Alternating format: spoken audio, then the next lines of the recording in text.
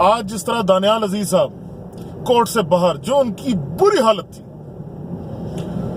मतलब मिनते तरलों पे उतरे हुए थे, बेजा बेजा हो गई थी, उसका चेहरा बता रहा था, 36 बजे हुए थे उसके माथे पे। लेकिन प्रॉब्लम यह है कि ये जो ऊपर की कमाइयां होती हैं ना, ये जो मुफ्त की रोटियां इनको लगी हुई हैं, इस अवाम का जो ये पैसा खा रहे हैं, उसके अंदर जोश ही इतना है कि ये पीछे नहीं हट सकते।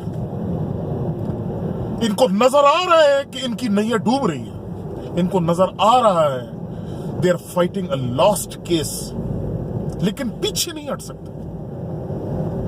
आज जिस तरह की कोर्ट की प्रोसीडिंग्स हुई हैं, जो इंफॉर्मेशन मेरे तक पहुंची, जिस तरीके से इनसे सवाल पूछे गए, जिस तरीके से इस मुल्क के एहतसाब के इदारों को एक्सपोज किया, सुप्रीम कोर्ट ने एक्सपोज किया, दिल खुश कर दिया। I feel proud of being a Pakistani today. आज मुझे पाकिस्तानी होने पे फख्र आज हुआ है, मुझे अपनी सुप्रीम कोर्ट पे फख्र है। जिस तरीके से सुप्रीम कोर्ट इस अवाम, इस गरीब अवाम का केस, इसके हुक्मरानों को एहतसाब के कटहरे में लाकर कर रही है, आई फील प्राउड।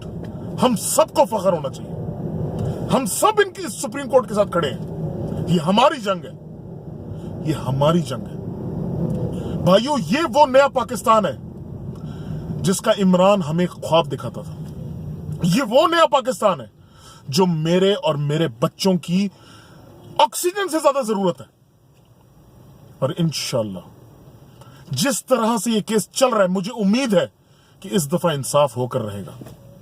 इस दफा ये हुक्मरान अपनी बदमाशी, इस जमहूरियत के वास्तों, अपने आप को मजलूम करके अपनी खरबों की करप्शन को नहीं बचा सकेंगे। इंशाल्लाह जीत इस दफा हमारी हर सूरत में होगी इंशाल्लाह। सुप्रीम कोर्ट जिंदाबाद, पाकिस्तान जिंदाबाद।